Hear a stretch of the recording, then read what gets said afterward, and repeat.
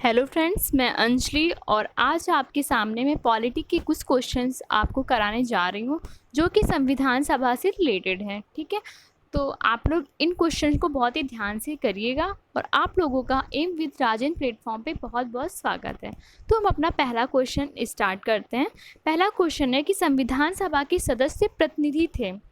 ए है जनता द्वारा, बी है जनता द्वारा अप्रत्यक्ष निर्वाचित, सी है गवर्नर जनरल द्वारा मनोनीत और डी है कांग्रेस व मुस्लिम लीग द्वारा नामांकित।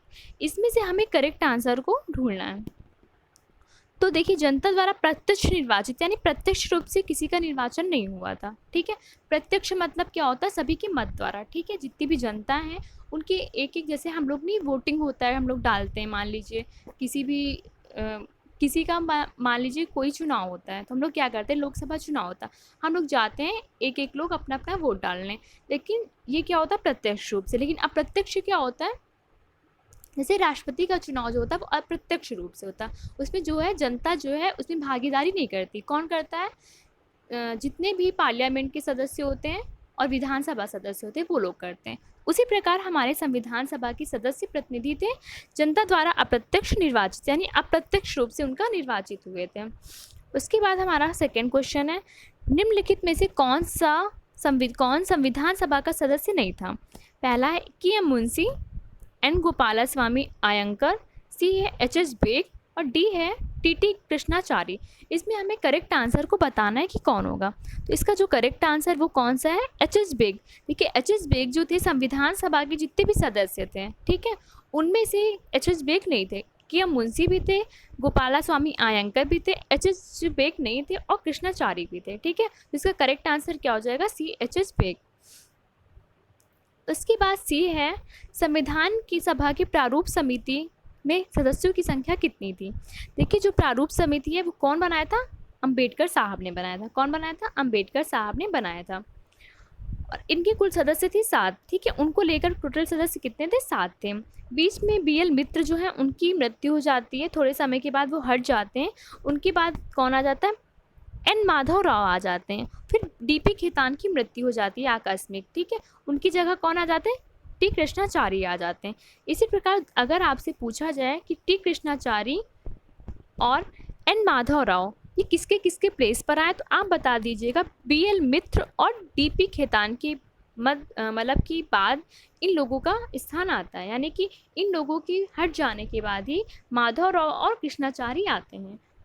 तो हम इसमें क्या पूछा गया? संविधान सभा की प्रारूप समिति में सदस्यों की संख्या कितनी थी? टोटल 7 थी। उसके बाद चौथा क्वेश्चन है, निम्नलिखित में से कौन भारतीय संविधान की प्रारूप समिति के सदस्य नहीं थे? तो देखिए, हमने बताया आयंकर जो है वो तो थे ही। कृष्णाचारी हमने बताया आपको। कृष्णाचारी किसके बाद आते हैं? डीपी खेतान की मृत्यु के बाद। ठीक, किसके? डीपी खेतान जो है उनकी मृत्यु के बाद कौन आते हैं? कृष्णाचारी, कृष्णा स्वामी आते हैं। उसके बाद है बी आर अम्बेडकर। उसके बाद है डॉक्टर राजेंद्र प्रसाद। देखिए, डॉक्टर राजेंद्र प्रसाद जो प्रारूप समिति के सदस्य नहीं होते हैं। ठीक है, ये संविधान सभा के स्थायी अध्यक्ष होते हैं लेकिन प्रारूप समिति के सदस्य नहीं हैं। तो इसका आंसर क्या हो जाएगा? डी। उसके बाद पांचवा क्वेश्चन है, संविधान सभा में सभी निर्णय किस आधार पर लिए गए? एकता एवं अखंडता पर, या बहुमत के द्वारा, या सर्वसम्मति से, या सहमति या व समायोजन योजना से। तो हमें इसका करेक्ट आंसर बताना है। तो करेक्ट आंसर इसका क्या हो जाएगा? सर्वसम्मति। ठीक है, सभी की सहमति से हमारे संविधान के जितने भी निर्णय हैं वो लिए गए हैं। तो इसका करेक्ट आंसर क्या हो जाएगा? सी, यानी सर्वसम्मति हो जाएगा। अब हमारा छठा क्वेश्चन है, संविधान सभा की प्रारूप समिति की नियुक्ति कब हुई थी? यानी प्रारूप समिति की नियुक्ति कब की हुई थी? अभी हमने बताया कि प्रारूप समिति के अध्यक्ष कौन थे? अम्बेडकर थे। ठीक है, और प्रारूप समिति के सदस्य टोटल कितने थे? 7 सदस्य थे, जिसमें से बी एल मित्र की जगह कौन आता है? एन माधव राव आते हैं। डीपी खेतान की जगह टी कृष्णाचारी आते हैं। और अम्बेडकर साहब ने 29 अगस्त 1947 को क्या किया था? प्रारूप समिति की नियुक्ति की थी। 7वां क्वेश्चन है, 7वां, भारतीय संविधान सभा की प्रारूप समिति के अध्यक्ष कौन थे? तो अभी हमने आपको पहले भी बताया था कौन थे? डॉक्टर भीमराव अंबेडकर थे प्रारूप समिति के अध्यक्ष टोटल प्रारूप समिति में सात सदस्य थे। कौन कौन थे? आयंकर थे, के एम मुंशी थे, कृष्ण स्वामी अय्यर थे, उसके बाद थे सैयद मोहम्मद सादुल्ला थे, फिर बी एल मित्र की जगह कौन आता है? माधव राव आते हैं, मित्र की जगह माधव राव, खेतान की जगह कृष्णाचार्य आते हैं। 8वां क्वेश्चन है, भारतीय संविधान निर्मात्री सभा प्रांतों की जनता द्वारा चुनी गई, प्रांतीय विधानसभाओं द्वारा परोक्ष रूप से अनुपातिक पद्धति प्रतिनिधित्व प्रणाली द्वारा चुनी गई, सी गवर्नर जनरल द्वारा इसका गठन किया गया, डी वयस्क मताधिकार के आधार पर भारतीय नागरिकों द्वारा चुनी गई। तो इसका करेक्ट आंसर क्या हो जाएगा? प्रांतीय विधानसभाओं द्वारा परोक्ष रूप से अनुपातिक प्रतिनिधित्व प्रणाली द्वारा चुनी गई। तो इसका आंसर क्या हो जाएगा? बी। ठीक है, हमने आपको बताया जिस प्रकार हमारे राष्ट्रपति का चुनाव था उसी प्रकार संविधान निर्मात्री सभा का भी निर्माण होता था। उसके बाद है 9वां, भारतीय संविधान सभा की स्थापना कब हुई? 10 जून 1946 को, 9 दिसंबर 1946 को, 26 नवंबर 1949 को या 26 दिसंबर 1949 को। इसकी स्थापना कब हुई थी? तो 9 दिसंबर 1946 को। ठीक है, जितने भी चुनाव हैं वो 1946 को सारे हो गए थे। उसके बाद जो है संविधान सभा की न्यू प्रथम बैठक जो हुई थी वो 9 दिसंबर 1946 को हुई थी। आपसे ये भी क्वेश्चन पूछ सकता कि प्रथम बैठक, तो आप बताएंगे 9 दिसंबर 1946 को। 10वां क्वेश्चन है, संविधान सभा के उद्घाटन अधिवेशन की अध्यक्षता किसने की थी? ए जवाहरलाल नेहरू ने, बी सच्चिदानंद सिन्हा ने, सी बी आर अम्बेडकर ने, सी राजगोपालाचारी ने। तो जो संविधान सभा के उद्घाटन जब हुआ था तो उसकी अधिवेशन की अध्यक्षता किसने की थी? इसका सही आंसर क्या हो जाएगा? सच्चिदानंद सिन्हा ने। जब संविधान सभा का उद्घाटन हुआ था तो अस्थायी अध्यक्ष कौन थे? सच्चिदानंद सिन्हा थे। 11वां क्वेश्चन है, संविधान सभा के स्थायी अध्यक्ष कौन थे? अभी हमने आपको बताया कि अस्थायी अध्यक्ष कौन थे? सच्चिदानंद सिन्हा थे। लेकिन स्थायी अध्यक्ष कौन है? अस्थायी में सच्चिदानंद आएंगे। ठीक है, और स्थायी में कौन आएगा? डॉक्टर राजेंद्र प्रसाद। 12वां है, संविधान सभा में उद्देश्य प्रस्ताव किसके द्वारा प्रस्तुत किया गया? तो इसका आंसर क्या हो जाएगा? सी। उद्देश्य प्रस्ताव कौन लाया था? जवाहरलाल नेहरू लाए थे। और अगर आपसे पूछा जाता है कि संघ संविधान समिति का गठन कौन किया था? जवाहरलाल नेहरू ने किया था। और उद्देश्य प्रस्ताव कौन लाया था? जवाहरलाल नेहरू ने लाया था। कब लाया था? 22 जनवरी 1947 को लाए थे। कब लाए थे? 22 जनवरी 1947 को लाए थे उद्देश्य प्रस्ताव। 13वां क्वेश्चन है, संविधान सभा का प्रथम अधिवेशन कहाँ हुआ था? इसमें हमें बताना है कि इसका पहला ऑप्शन है मुंबई में, बी है कोलकाता में, सी है लाहौर में और डी है दिल्ली में। तो हमें इसका करेक्ट आंसर बताना है कि संविधान सभा जो थी उसका प्रथम अधिवेशन कहाँ पर हुआ था? कोलकाता में, मुंबई में हुआ था कि कोलकाता में हुआ था कि लाहौर में हुआ था या फिर दिल्ली में हुआ था? हमें इसका जो है करेक्ट आंसर बताना है कि जो संविधान सभा है उसका मतलब कि प्राथमिक अधिवेशन है वो कहाँ पर हुआ था। इसका करेक्ट आंसर क्या हो जाएगा? दिल्ली। ठीक है, करेक्ट आंसर क्या? दिल्ली। ऑब्वियसली दिल्ली में हुआ होगा क्योंकि उस समय दिल्ली में ही सारा जितना भी रियासत जितना भी सब कुछ था वो दिल्ली में ही था। ठीक है, तो इसका आंसर क्या हो जाएगा? दिल्ली। 14वां क्वेश्चन है, 11 दिसंबर 1946 को किसे संविधान सभा का स्थायी अध्यक्ष चुना गया? देखिए 9 दिसंबर 1946 को कौन था? अस्थायी रूप से कौन था? सच्चिदानंद सिन्हा जी थे। लेकिन 11 दिसंबर 1946 को एक स्थायी अध्यक्ष चुना गया जो कौन थे? डॉक्टर राजेंद्र प्रसाद थे। कौन थे? डॉक्टर राजेंद्र प्रसाद। अगर पूछा जाए 9 दिसंबर 1946 को कौन था? सच्चिदानंद सिन्हा थे। 15वां क्वेश्चन है, संविधान सभा के संवैधानिक सलाहकार कौन थे? वो कौन थे जो जितने भी संवैधानिक चीज़ें हैं उसकी सलाह देते थे कि क्या चीज़ सही है क्या चीज़ गलत है, एक सलाहकार के रूप में थे। जैसे कि हम लोगों के साथ प्रधानमंत्री का पीए होता है वैसे एक सलाहकार था। तो वो कौन है? विनेगल नरसिंह राव। ठीक है, कौन है? विनेगल नरसिंह राव। इनको हम क्या कहते हैं? वी.एन. राव भी कहते हैं। आप लोग प्लीज़ कन्फ्यूज ना होइएगा। वी.एन. राव इन्हीं का पूरा मतलब शॉर्टकट नेम है और पूरा नाम क्या है? विनेगल नरसिंह राव है। 16वां क्वेश्चन है, भारतीय संविधान को किसने बनाया था? संविधान सभा ने कि ब्रिटिश संसद ने, भारतीय संसद ने या गवर्नर जनरल ने?